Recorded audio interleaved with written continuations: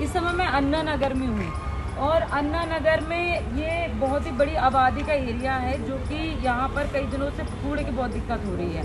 Counsellor मैं हूँ, लोगों को उम्मीद ये है कि काउंसलर कूड़ा नहीं उठवा रही है, जबकि देखा जाए कि ऊपर से ही दिक्कत हो रही है। इन्होंने मेरे जो 15 टीपर थे, 15 टीपर बंद करके अब 2 टीपर लगाए हैं। आप देख लीजिए पूरा कूड़ा, कितनी बुरी हालत हो रही है। ये मेरा बाढ़ है, ये अन्ना नगर का बाढ़ है, ये अन्ना नगर एरिया है, ये पूरा कूड़े से भरा हुआ है और बहुत सारी बीमारियां हो रही हैं। लोग परेशान हैं, लोग चिल्ला रहे हैं, बिलक रहे हैं कि कूड़ा उठवाओ, कूड़ा उठवाओ, कूड़ा उठवाओ। अगर बारिश होती है तो इसकी सारी गंदगी जो है ना, सारा स्मेल जो है पूरे एरिया में घुसेगा, लोग परेशान हो रहे हैं। उसके बाद भी मैंने कितने बार मैंने उस दिन पीसी भी की, मैंने मेयर साहब से मिली, मेयर साहब ने कहा कि अब हम करवा देंगे, इसको कूड़े की समस्याओं को ठीक करवाएंगे, लेकिन अभी तक ये मेरे एरिया में कूड़े की समस्या ठीक नहीं हुई है।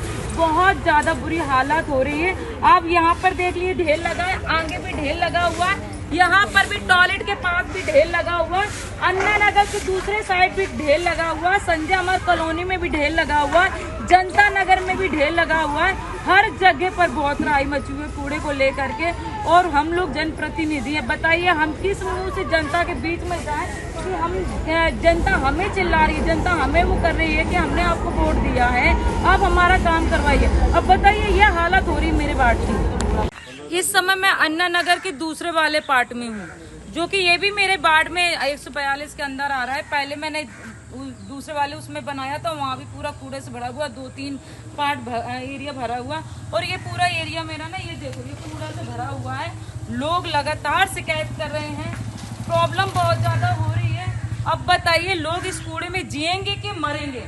ये देखो सारा कूड़ा पूरा मेरे एरिया में भरा हुआ, ये पूरा देखिए वहां तक, ये पूरा वहां तक कूड़ा जा रहा है, ये सारा कूड़ा आ रहा है, ये सारा कूड़ा आ रहा है। और इतनी बुरी हालत हो रही है मेरे दरियागंज वार्ड में। मैं पिछले 20 दिन से 15 से 20 दिन से मैं एरिया के अंदर नहीं जा पा रही हूँ, क्योंकि जिस भी एरिया में जाती हूँ कूड़े गत्ते एरिया के बाहर ही होते, गेट में ही होते हैं मेन तौर पे। और जहां पर भी जा रही हूँ इतना ज्यादा कूड़े को लेके लोग परेशान है। बारिश हो जाती है तो पूरा बदबू अंदर आती है, इसमें बहुत सारी बीमारियां, आप देख रहे हो कितने कीड़े वीड़े इस कूड़े में हो रहे हैं। अब ये बीजेपी सरकार के ट्रिपल इंजन की सरकार है, ट्रिपल नहीं बल्कि 4 इंजन की सरकार है। इन्होंने कहा था जैसे हमारा मेयर बनेगा हम बहुत सारी चीजें चेंज कर देंगे। अब मेयर भी इनका बन गया, स्टैंडिंग कमेटी चेयरमैन भी इनका बन गया है एमसीडी में, और उसके बाद भी ये कूड़ा नहीं उठ रहा है।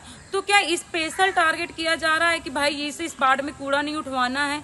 अब पब्लिक बताइए यहाँ पे रह के क्या करेगी? आगे संजय अमर कॉलोनी है, वहां पर भी कूड़े का बहुत ज्यादा ढेर लगा हुआ है। अगर यहाँ पे गाड़ी कंपैक्टर भी नहीं लगवा रहे, मैं बार बार रिक्वेस्ट कर रही हूँ कि बड़ी गाड़ियां लगवा दो, बड़े कंपैक्टर लगवा दो, ये नहीं लगवा रहे हैं। और इतनी बुरी कंडीशन में मैं यहाँ पे रह रही हूँ। अभी मैं जैसे आई, लोगों ने सबसे पहले मुझे ना सबसे ज्यादा शिकायत ही हो रही थी, कूड़ा नहीं उठ रहा है, कूड़ा नहीं उठ रहा है, कूड़ा नहीं उठ रहा है।